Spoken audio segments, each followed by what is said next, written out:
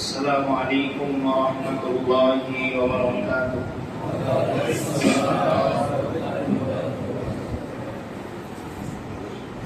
الحمد لله نحمده ونستعينه ونستغفره ونؤمن به ونتوكل عليه ونعوذ بالله من شرور أنفسنا ومن سيئات أعمالنا من يهده الله فلا مضل له ومن يضلله فلا هادي له ونشهد أن لا إله إلا الله وحده لا شريك له ونشهد أن سيدنا وسندنا وحبيبنا وحبيب قلوبنا وحبيب قلوبنا وطبيب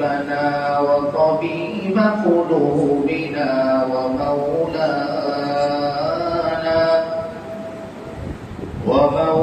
ومولانا محمدا عبده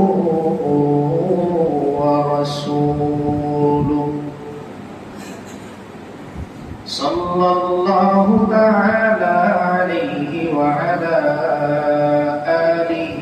وأصحابه وبارك وسلم تسليما كثيرا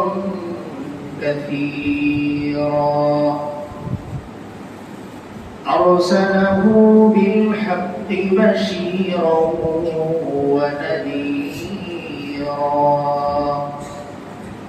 وداعيا إلى الله بإذنه وسراجا منيرا أما بعد فقد قال الله تبارك وتعالى في كلامه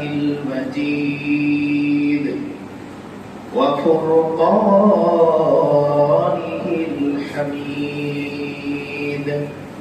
أعوذ بالله من الشيطان الرجيم بسم الله الرحمن الرحيم إن المنافقين في الدرك الأسفل من النار. وعن أبي هريرة رضي الله تعالى عنه قال رسول الله صلى الله عليه وسلم آية المنافق ثلاث إذا حدث كذب وإذا وعد أخلف وإذا اؤتمن خان أو كما قال عليه الصلاة والسلام. سبحانك لا علم لنا إلا ما علمتنا إنك أنت العليم الحكيم. سبحانك لا علم لنا إلا ما علمتنا إنك أنت العليم الحكيم. আমরা সবাই একবার দরুদ ইব্রাহিম اللهم صل على محمد وعلى آل محمد كما صليت على إبراهيم وعلى آل إبراهيم إنك حميد مجيد. اللهم بارك على محمد وعلى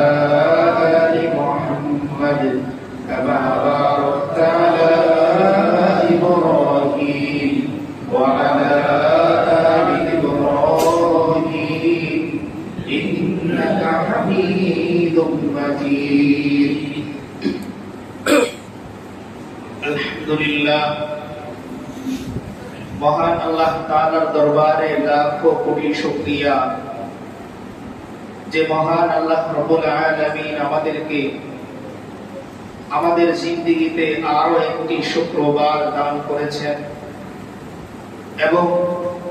এই শুক্রবারের ফজিলত অর্জনের লক্ষ্যে দিনের সবচেয়ে গুরুত্বপূর্ণ নামাজ সালাতুল জুমা এই সালাতুল জুমাতে এসে অপেক্ষা করার কিছু দিনই আলোচনা শোনার বলার তৌফিক দান করেছেন সেই মহান মালিকের দরবারে আমরা সকলেই দিল থেকে শুকরিয়া দান বলি আলহামদুলিল্লাহ আল্লাহ তাআলা পৃথিবীতে যত জায়গা সৃষ্টি করেছেন যত মজলিস সৃষ্টি করেছেন এর মাঝে সবচেয়ে প্রিয় জায়গা উত্তম জায়গা নির্বাচিত জায়গা হচ্ছে তার কাছে মসজিদ মসজিদকে বলা হয় বাইতুল্লাহ অর্থাৎ আল্লাহর ঘর অর্থাৎ যদিও আল্লাহ তাআলার কোনো নির্দিষ্ট স্থান মাকাম নেই তবুও বান্দার বোঝার জন্য বান্দা চায় আমার আল্লাহর একটা ঘর থাকুক যেই ঘরে আমি যে তার কাছে আশ্রয় নিব তাই বান্দাকে বোঝানোর জন্য বান্দার দিলের মধ্যে প্রশান্তি যোগানোর জন্য আল্লাহ তাআলা পৃথিবীর মানুষকে উদ্দেশ্য করে